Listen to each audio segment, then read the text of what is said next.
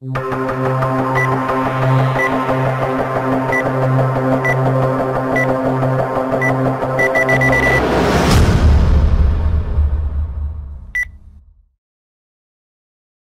Z51 is kind of like the Y50's little brother. I would even say this model is in between the Y40 and the Y50. There are multiple configurations of this model. All models come with a dual-core Broadwell chip. However, some of the higher-end models feature an AMD Radeon R9 M375, which is a dedicated GPU, and that's the model we're going to look at today. Let's kick off this review by talking about the design and build quality. The Z51 is mostly constructed out of plastic, but the palm rest has a brushed metal finish that adds a nice touch. The weight comes in at just over 5 pounds, and its thickest point is 0.97 inches. The design is pretty sleek for the most part, with the exception of these huge bezels. They remind me of my first Toshiba laptop in 2001. Come on, Lenovo, you're trying to bring that old school look back? Alright, let's get back on track. The exterior is plastic, and the surface attracts a lot of fingerprints, so keep those fingers clean before handling this laptop. Overall, I would have to say, for a mid-range laptop, the design and build is pretty solid. For your ports on the right side, you got your Kensington lock, a DVD drive, which is pretty rare, an SD card reader, USB 2, and your headset microphone jack combo. The SD card does stick out a little bit, so keep that in mind when putting this notebook in your bag. On the left side, you got your Lenovo 1-key recovery pin, which will provide easy access to restore, 2 USB 3s, HDMI, Gigabit Ethernet port, VGA, exhaust port for your fans, and your charging port. Let's talk about display performance. I'm going to go ahead and spill the beans. This display is awful. It's a 1080p TN panel that has horrible viewing angles and low color gamut. I know Lenovo had to cut some corners here and there to make some profit, but damn, did they have to give us such a horrible display? Here's some scores for the color gamut. For the sRGB, I got a score of 62%, which is embarrassing, and the Adobe RGB came in at 47%. The Z51 features a standard full-size smile-shaped keyboard. The keys have adequate key travel, and they offer good tactile feedback. You also get a 10-key numeric keypad for those that like to crunch a lot of numbers. Now the biggest downside to this keyboard is the lack of a backlit keyboard. I understand if the base model doesn't have one, but come on Lenovo. Even the high-end models with the AMD GPU got screwed over. Trackpad performance has been pretty good.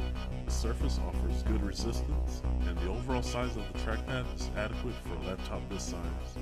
Two-finger scrolling and tracking has been smooth. However, multi-touch was a bit choppy. And another complaint I have is the buttons. They are poorly designed. I would have to press down very firmly to get any response. Maybe I got a defective trackpad because it just didn't feel normal.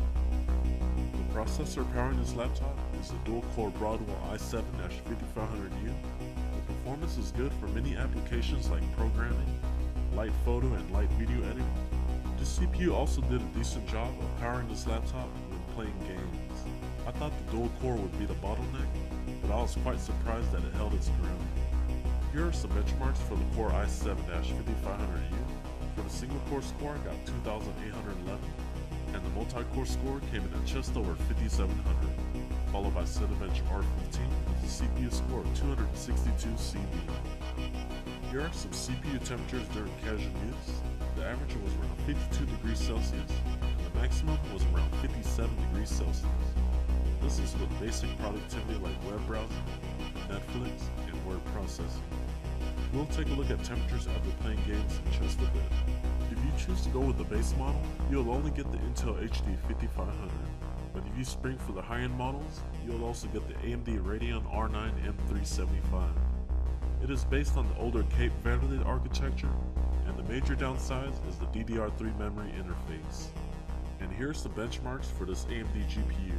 For the 3D Mark Advanced Edition Firestrike, came in at 1,540, followed by Skydiver 1.0, came in at 5,502, and our last benchmark is Cinebench R15. The OpenGL test came in at 47.03 frames per second. With these kind of scores, you can expect to play many of today's games on low to medium settings. Here's a quick demo of GTA 5 running at 1600 by 900 on low settings. keep in mind you can get a much better frame rate if you drop the resolution to 1366 by 768. Overall, the performance from the M370X could barely keep up with GTA 5. With that being said, lighter duty games like League of Legends ran flawlessly on very high settings at 1920 by 1080p. After 30 minutes of GTA 5, the average CPU temperature was around 74 degrees Celsius and the max was 85 degrees Celsius. These temperatures are pretty good considering how demanding GTA 5 is. Even after some extended gameplay, the exterior of the Z51 remained pretty cool despite being put under pressure. As you can see here, the highs were around 32 to 39 degrees Celsius. Hey, what's up guys, Andrew here, testing out the webcam on the new Z51. Let me know what you guys think in the comments down below. Speaker performance from the two bottom facing speakers were about average. The sound levels were decent. With that being said, it really lacked that low end punch that the Y50 has. The average decibel was around 65, with a high of up to 70 decibels. And here's a quick sound test in action.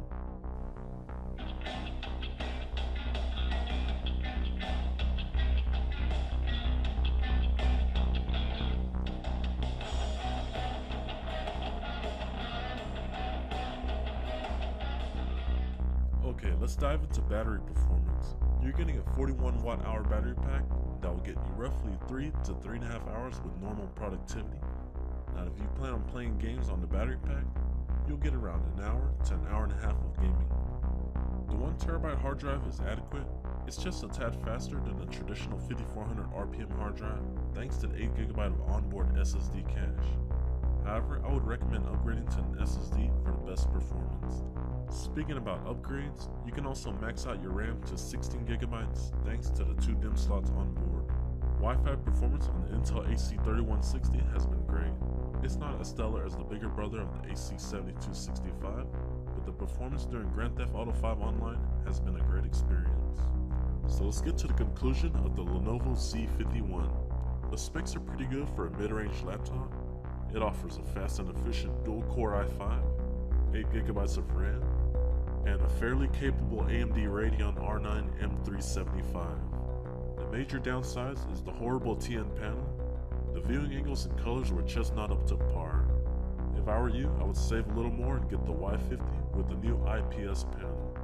Those new models are much better, and you can even get a base Y50 with an IPS panel for around $849.99. And if you chose to go with a quad-core i7 IPS model, that one will set you back $899. The pricing of the Z51 just does not make sense when you configure it with the AMD Radeon. Hopefully we'll see a price drop soon, because I would not recommend the Z51 with the pricing structure they currently have. Either drop the price of the AMD model to $699, or just save up for the much more capable Y50.